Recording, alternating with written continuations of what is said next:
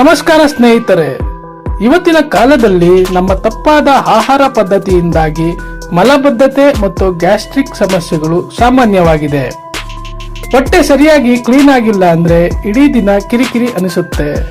ಇವತ್ತಿನ ವಿಡಿಯೋದಲ್ಲಿ ನಾನು ನಿಮ್ಮ ಹೊಟ್ಟೆಯನ್ನು ನೈಸರ್ಗಿಕವಾಗಿ ಕ್ಲೀನ್ ಆಗಿ ಇಡಲು ಮತ್ತು ಮಲಬದ್ಧತೆಯನ್ನು ಶಾಶ್ವತವಾಗಿ ಹೋಗಲಾಡಿಸಲು 5 ಸುಲಭ ಉಪಾಯಗಳನ್ನು ಹೇಳ್ತೀನಿ. ಈ ವಿಡಿಯೋನ ಕೊನೆವರೆಗೂ ನೋಡಿ. ಮೊದಲನೇದಾಗಿ, ನಮ್ಮ ಆಹಾರದಲ್ಲಿ ನಾರಿನಂಶ ಅಥವಾ ಫೈಬರ್ ಹೆಚ್ಚಿರಬೇಕು.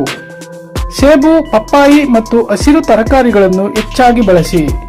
ಇವು ನಿಮ್ಮ ಕರುಳಿನಲ್ಲಿ ಕಸದ ಪೊರಕೆಯಂತೆ ಕೆಲಸ ಮಾಡಿ ಮಲವನ್ನು ಸುಲಭವಾಗಿ ಹೊರಹಾಕಲು ಸಹಾಯ ಮಾಡುತ್ತದೆ. ಎರಡನೆಯದಾಗಿ, ಬೆಳಗ್ಗೆ ಎದ್ದ ತಕ್ಷಣ ಖಾಲಿ ಹೊಟ್ಟೆಯಲ್ಲಿ 1 ಅಥವಾ 2 ಲೋಟ ಉಗುರು ಬೆಚ್ಚಗಿನ ನೀರನ್ನು ಕುಡಿಯಿರಿ. ಇದು ನಿಮ್ಮ ಕರುಳಿನ ಚಲನೆಯನ್ನು ಚುರುಕುಗೊಳಿಸುತ್ತದೆ. ನೆನಪಿಡಿ, ನೀರನ್ನು ಕುಳಿತುಕೊಂಡು ನಿಧಾನವಾಗಿ ಕುಡಿಯಬೇಕು.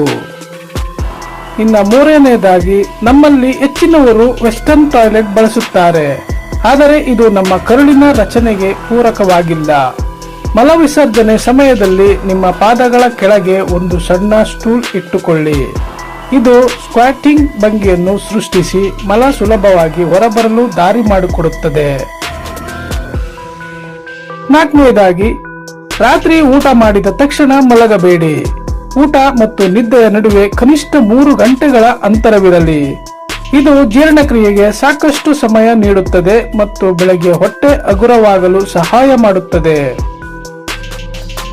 ಐದನೆಯದಾಗಿ, ದಿನಕ್ಕೆ ಕನಿಷ್ಠ 15 ನಿಮಿಷ ವ್ಯಾಯಾಮ ಮಾಡಿ. ವಿಶೇಷವಾಗಿ ಪವನ ಮುಕ್ತಾಸನ ಅಥವಾ ವಜ್ರಾಸನದಂತಹ ಯೋಗಾಸನಗಳು ಜೀರ್ಣಶಕ್ತಿಯನ್ನು ಹೆಚ್ಚಿಸಿ ಗ್ಯಾಸ್ ಮತ್ತು ಮಲಬದ್ಧತೆಯನ್ನು ದೂರ ಮಾಡುತ್ತದೆ.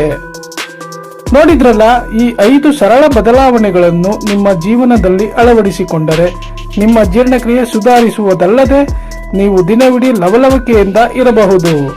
ಈ ಮಾಹಿತಿ ನಿಮಗೆ ಇಷ್ಟವಾಗಿದ್ದರೆ ವಿಡಿಯೋನ ಲೈಕ್ ಮಾಡಿ ಮತ್ತು ನಿಮ್ಮ ಸ್ನೇಹಿತರೊಂದಿಗೆ ಶೇರ್ ಮಾಡಿ. ಇಂತಹ ಮತ್ತಷ್ಟು ಆರೋಗ್ಯಕರ ಮಾಹಿತಿಗಾಗಿ ನನ್ನ ಚಾನೆಲ್ನ ಸಬ್ಸ್ಕ್ರೈಬ್ ಮಾಡಿ. ಧನ್ಯವಾದಗಳು.